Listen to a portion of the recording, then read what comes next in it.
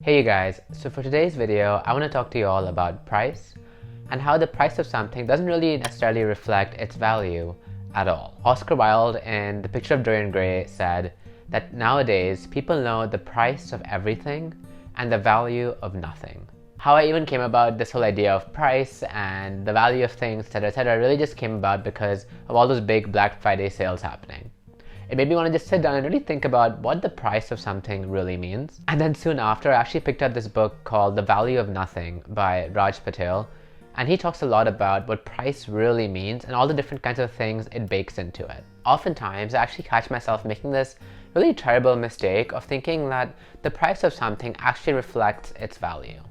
You know, if something is more expensive than something else, it probably is more valuable than something else too, right? I don't think it's just me. I think we often make this mistake of mistaking value for price. Maybe it's because numbers seem like this objective truth sometimes, the same way that weight is an accurate measure or a true measure of the force of gravity on Earth, or volume is a measure of how much space a three-dimensional object takes.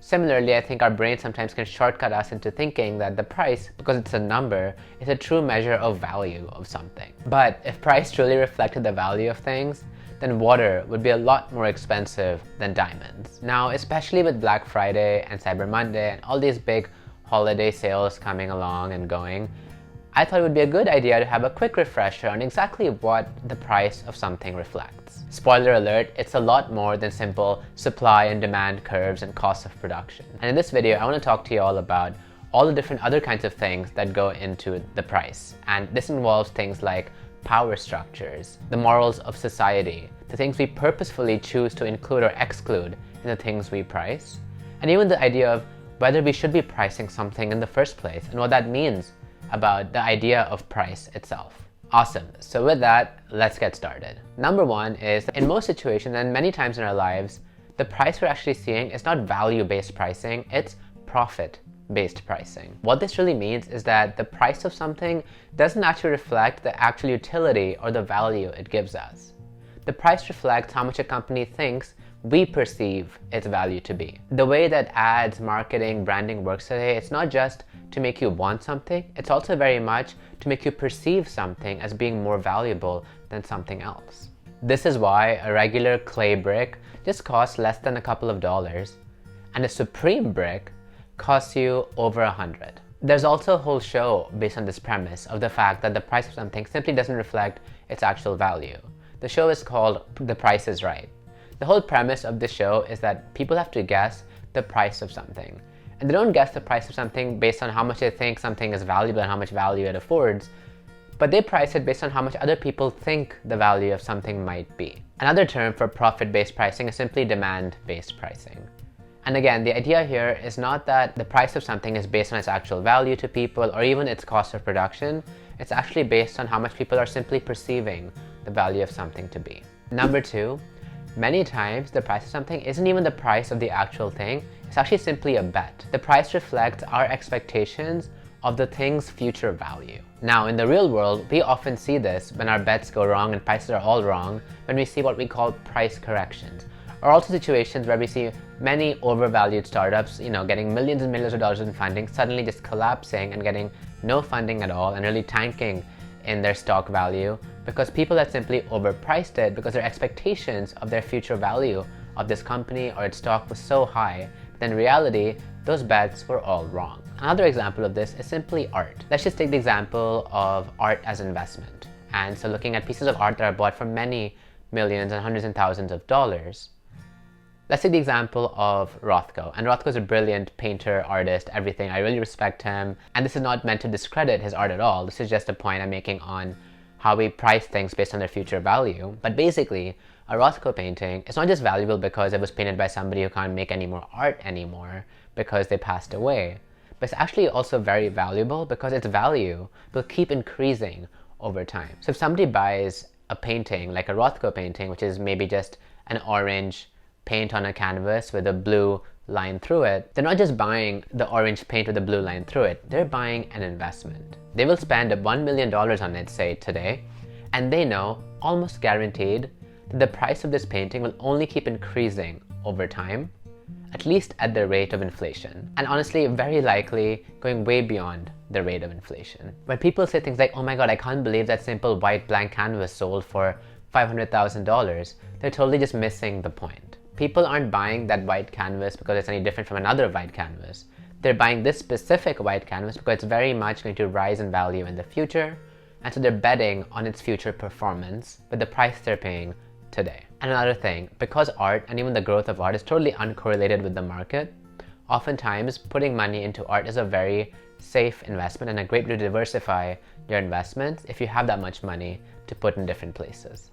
Number 3, and this is kind of a reminder, but as objective as a number may seem, and we may again think that a price of something is its value, no thing in the world comes with a normal price. Everything comes with a weight, with a certain amount of volume it takes up, but doesn't come with a price tag. Price is not a natural property of something, and in fact, before something even gets on the market to be traded for a price, we as a society have to agree to price it. And then, once we even agree to price something, the price of something isn't simply an intersection of supply and demand curves. No, it also depends a lot on the societal and cultural norms of the time. For example, slavery was once priced. Buying and selling of people was once done in an open market. In today's world, at least legally, in many markets and many countries, slavery is not favorably looked upon, thank God. Similarly, in today's world, we can't really price organs. Nobody can buy and sell organs in a free market. Even though organs can totally be priced, of course they can, why can't they? But we've decided that it's too despicable to price organs. You can donate organs for free, but you can't price and sell them. Marijuana is priced in certain markets in certain countries, and right now it's not priced in certain areas because it's illegal to sell. This should allow us to realize that items and things in the world aren't inherently commodities.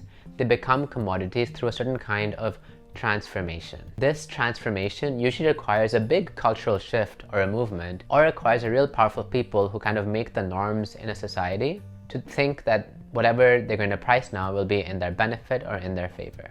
Sometimes it's both. And number 4, and kind of the flip side of number 3, some things are intentionally not priced, and many times the people who decide what to price and what price to put on something are simply people in power. When you buy a t-shirt from a fast fashion company, that $2 or $3 t-shirt, which is still okay or normal quality, the cost is still being borne by somebody else. Somebody still pays whatever price you didn't pay. For a company to make a t-shirt that cheap, it means they're not paying some kind of cost somewhere, and somebody else has to bear that cost. Maybe the person who's making the clothes doesn't have proper healthcare, doesn't have a proper salary, and so when they fall sick, they have to bear that cost of being indebted for the rest of their lives. So when you buy something for really cheap from a fast fashion store, it's not like the extra cost somehow just vanishes from the universe. You've just shifted the cost onto somebody else. In the book The Value of Nothing, that was written by Raj Patel back in around, I think, 2010, he cites a report by the Center for Science and the Environment in India that mentioned that the true cost of a burger, if you kind of incorporated all the different environmental costs that go into making it, would actually then be $200. And that was back in 2010. Again, that means if you were to take the cost of the CO2 being produced, the forests being culled to kind of grass feed all the cattle, to just have all the infrastructure to mass produce all of this beef, that would cost you $200 per burger. And this price doesn't even include the fact that oftentimes fast food workers aren't even paid a proper wage, they aren't given healthcare or any of these things. There's a lot of cost cutting going on. This cost and this invisible price is then either borne by somebody else or actually is borne by us just later in the future. For example, when a fast food worker doesn't have proper healthcare from their own company and then they have to rely on state programs, our taxes then go into those state programs to then support a growing number of fast food workers who aren't being paid enough to be able to live a healthy life. In economics, these kinds of negative side effects of production and things which aren't actually priced are called negative externalities. And in most situations, it's in the benefit of the producer who is producing these negative externalities to not have these negative externalities priced into the product of their commodity, because then it makes it cheaper and the cost is just borne by somebody else and not them, and they can collect all the profits while having to pay for none of the costs. So again, oftentimes what we decide to price, what we decide not to price, and all these things in between, they're all kind of have a lot of different power structures and societal norms and a lot of manipulation going on. When something is super expensive, it could just be a product of only marketing and branding to make you perceive that something is more valuable. On the flip side, if something is really cheap, it could actually just be cheap because the manufacturer is simply not including all the externalities that go into making that product and then pushing those costs to the future or to somebody else. Now, there's a lot more to say about the price of something versus its value, and I've barely scratched the surface. Again, if you're curious and you want to learn a lot more about this, I highly recommend Giving the Value of Nothing by Raj Patel a read. It's been a completely mind-blowing book, and I feel like I'm never going to think of a price tag the same way again, and I would really doubt that I'm ever going to mistake the price of something for its value. I'm also just going to be asking a lot of good questions, I think, myself as an individual when I'm consuming things, when I look at the price tag of something. After reading this book, I feel convinced to be a more conscious consumer. Now, two things. One, I definitely recognize the fact that not everybody has the privilege or the ability to make this kind of choice. I'm just saying that everybody does probably have some choices we can be making to be more conscious consumers in whatever aspect of our lives we can. And number two, I'm not saying that the responsibility of saving the entire planet and the people and the environment falls on individual consumers.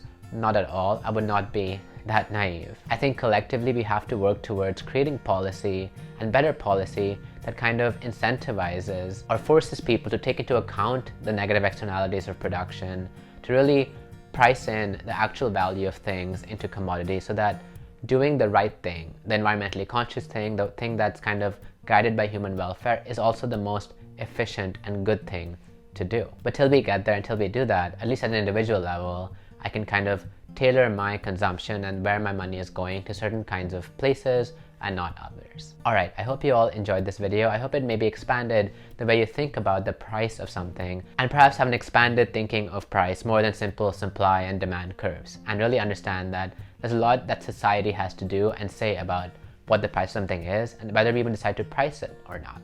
If you like these kinds of deep dives into certain terms and ideas, you might even like my other video on passion. Now, if you like this video, give it a thumbs up because that's super encouraging to me. Subscribe to my channel if you want more of this type of content so you'll know the next time I put a new video up. And yeah, that's pretty much it. So again, thanks for watching and I'll see you all next time.